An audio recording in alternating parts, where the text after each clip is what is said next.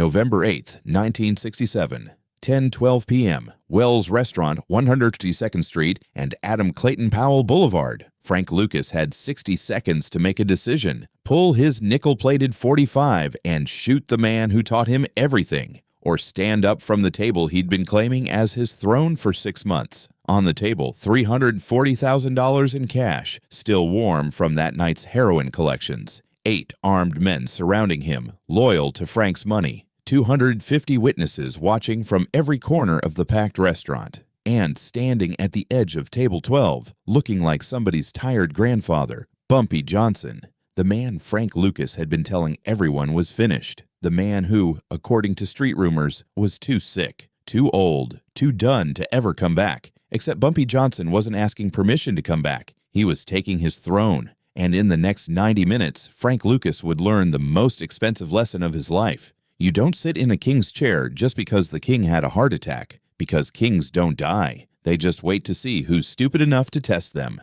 This is the story of the night Bumpy Johnson walked into Wells Restaurant and reminded Harlem who really wore the crown. And by midnight, Frank Lucas understood one thing for certain. Making money doesn't make you a king. Surviving kings does.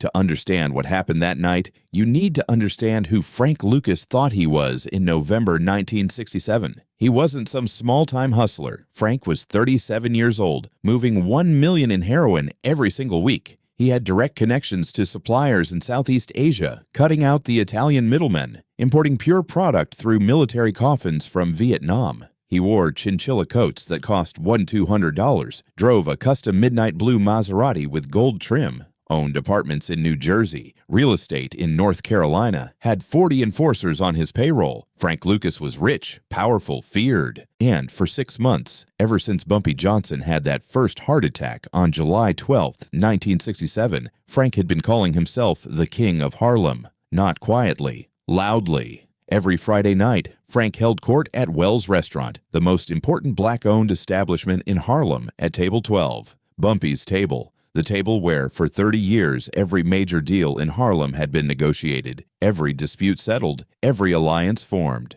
Frank sat there like it was his birthright, collecting tribute, giving orders, making sure everyone saw the money, the power, the guns. And, for 6 months, nobody said a word, because Bumpy Johnson was sick, recovering, moving slow, spending time with his wife Mamie, keeping quiet, disappearing from public view. People started whispering, maybe Bumpy's done. Maybe it's Frank's time now. The old king is dead. Long live the new king.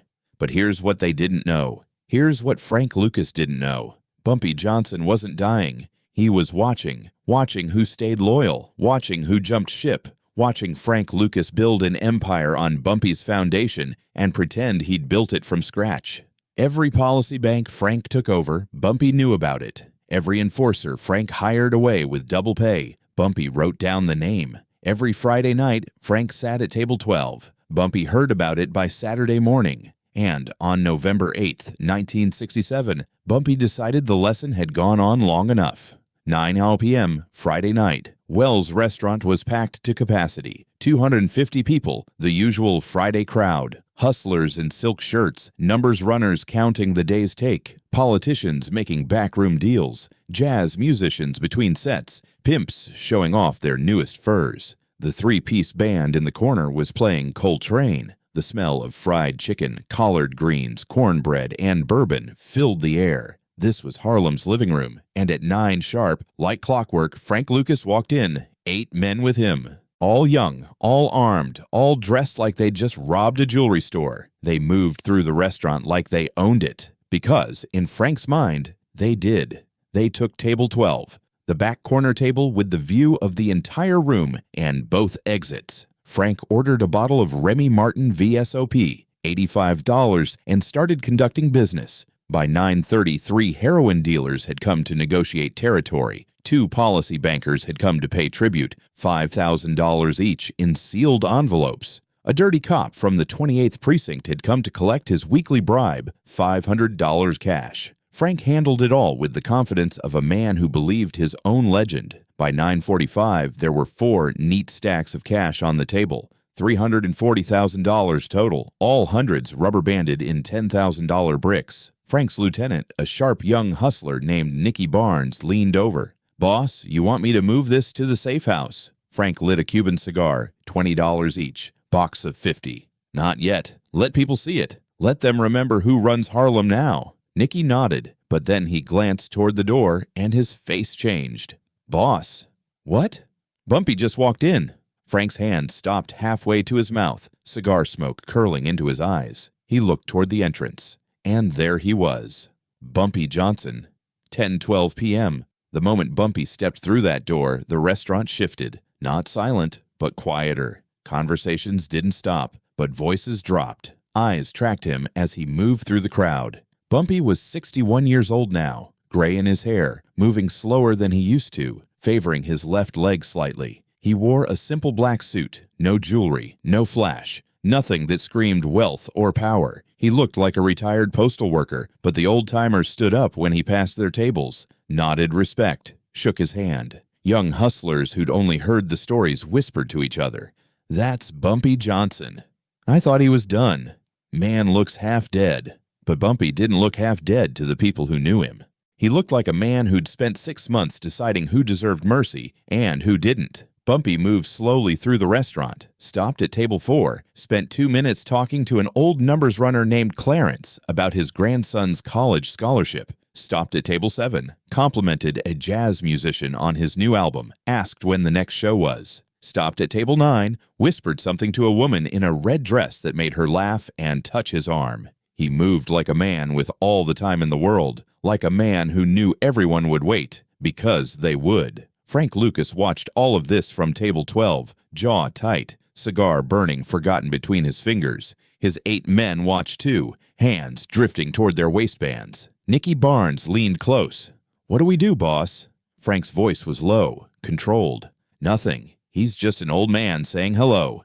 He'll leave." But Frank's hand moved to his lap, where the nickel-plated .45 rested under the table. Safety off. Finger near the trigger, just in case. Bumpy finally reached table 12. He stood there, 5 feet away, looking down at Frank Lucas, at the 8 young men surrounding him, at the $340,000 in cash stacked like trophies, at the bottle of expensive cognac, at the Cuban cigars, at everything Frank had built on Bumpy's back. Bumpy didn't say anything at first, just looked. That look, the one that made strong men check their weapons and pray they were loaded. 10 seconds of silence. The band kept playing, but everyone within 30 feet had stopped talking. Then Bumpy spoke, his voice quiet but carrying through the restaurant like a gunshot. "Frank." Frank forced a smile that didn't reach his eyes. "Bumpy, good to see you up and around. Heard you've been sick." "I've been resting," Bumpy said. "Doctor's orders." "That's smart. Man your age, you gotta take care of yourself." "Man my age," Bumpy repeated slowly. "That's interesting." He gestured at the empty chair across from Frank. "Mind if I sit?" It wasn't a request. Frank's 8 men tensed, hands moving inside their jackets, but Frank raised one hand, a small gesture that meant stand down. For now. "It's a free country," Frank said. Bumpy pulled out the chair and sat down slowly, carefully, like his bones hurt. He looked at the money on the table. $340,000. That's a good night. Frank's smile widened. "That's one night, Bumpy. I'm making $1 million a week now. Times have changed." "Times always change," Bumpy agreed. "But some things don't." "Yeah? What's that?" "Respect." The word hung in the air like smoke. Frank's smile faded. "I respect you, Bumpy. You taught me everything I know. I wouldn't be here without you." "No," Bumpy said quietly. "You wouldn't." He leaned forward slightly. "I taught you how to move weight, how to talk to suppliers, how to avoid the cops, how to negotiate with the Italians. I introduced you to people who could have killed you for looking at them wrong. I protected you when Dutch Schultz's old crew wanted revenge. I gave you every connection you have." Frank's jaw tightened. "And I appreciate that, Bumpy. I do. But you've been gone for 6 months. Somebody had to step up. Somebody had to keep things running."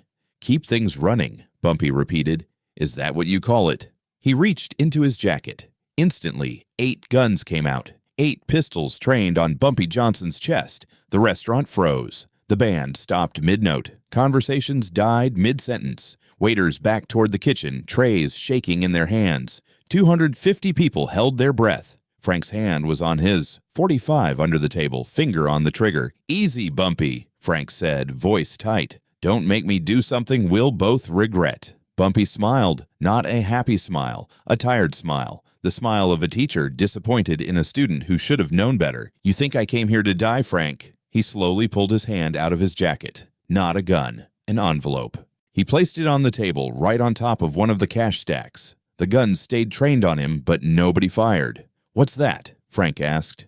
"Open it."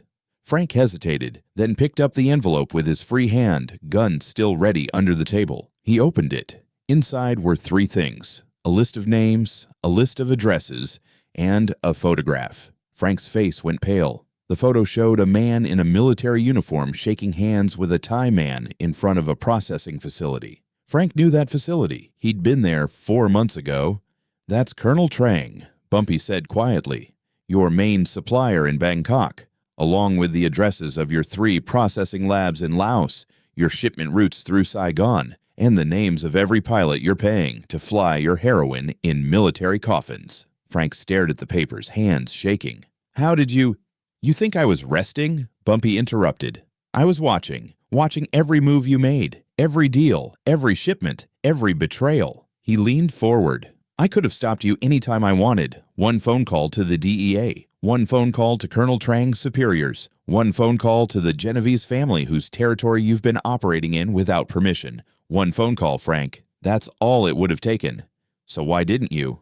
Frank's voice was barely a whisper. "Because I wanted to see if you'd come to me, if you'd show respect, if you'd remember who gave you everything you have." Bumpy stood up slowly. "But you didn't. You took my table, took my operations, took my men, and acted like I was dead." He turned to address the entire restaurant, voice carrying to every corner. "Some of you forgot who I am, forgot that I protected this neighborhood for 30 years, forgot that every dollar you make, every operation you run, exists because I fought to keep Harlem independent, fought the Italians, fought the cops, fought anyone who tried to take what's ours." He looked back at Frank. "Frank Lucas makes money. Good for him. But making money doesn't make you a king. Protecting your people makes you a king." And Frank Lucas never protected anyone but himself. The restaurant was dead silent now. "You've got 2 choices," Bumpy said. "You can keep playing king and see what happens when I make that one phone call, or you can remember your place, pay your respects, and we'll forget this conversation ever happened." Frank sat there, surrounded by 8 armed men, with $340,000 on the table, with a gun in his hand under the table, and realized he had no choice at all because everyone in that restaurant knew the truth. Bumpy Johnson didn't make threats. He stated facts. And the fact was, one phone call could end everything Frank had built. "What do you want?" Frank asked quietly. Bumpy's answer was 4 words. 4 words that would echo through Harlem for the next 40 years. "This is my table." Silence. 10 seconds of it. Then Frank Lucas stood up. His 8 men stood with him. Without another word, they gathered the money, the cognac, the cigars, and walked to table 18 in the back corner. Every eye in the restaurant watched them go. Bumpy sat down at table 12. His chair, his table, his throne. He signaled a waiter. Fried chicken, collard greens, cornbread, and a glass of water. By 10:30, the restaurant had gone back to normal. The band started playing again. Conversations resumed. Waiters moved between tables. But everyone knew what had just happened. Bumpy Johnson had walked into Wells' restaurant after 6 months of silence and reclaimed his kingdom without firing a shot, without raising his voice, without spilling a single drop of blood. Frank Lucas left at 10:45, head down, silent. He never sat at table 12 again. He never called himself the King of Harlem again. And for the next 8 months, until Bumpy died in July 1968, Frank Lucas paid tribute, $10,000 every week, delivered personally to Bumpy's apartment on Edgecombe Avenue, not because Bumpy demanded it, because Frank finally understood what respect meant. After Bumpy died, Frank Lucas did become the King of Harlem, built one of the biggest heroin empires in American history, made $1 million a day at his peak. But he never forgot that night at Wells' restaurant. Years later, in 2007, a reporter asked Frank Lucas who the most dangerous man he ever met was. Frank didn't hesitate. Bumpy Johnson, because he didn't need to kill you to destroy you. He just needed to remind you who you really were. That night at Wells Restaurant became Harlem legend. Old-timers still tell the story, how Bumpy walked in looking like somebody's grandfather and walked out still the most powerful man in Harlem. How he didn't need guns, didn't need threats, didn't need violence. He just needed everyone to remember one simple truth. Respect isn't about age, money, or muscle. It's about legacy. It's about who built the foundation you're standing on. And no matter how much weight you move, how much money you make, how many men you have, you don't disrespect the man who gave you the game. Bumpy Johnson died 8 months later, July 7th, 1968. Another heart attack, this time fatal. Ironically, at the same Wells restaurant where he'd faced down Frank Lucas. He was sitting at table 12 eating fried chicken when his heart gave out. He died in his chair, his throne, where kings are supposed to die. But that night in November 1967, he proved something most people miss. Real power isn't loud. It doesn't need to prove itself. It just shows up, speaks quietly, and everyone listens. November 8th, 1967. One old man walked into a restaurant, one young king lost his crown, and Harlem remembered who really ran the streets. 4 words. This is my table. That's all it took.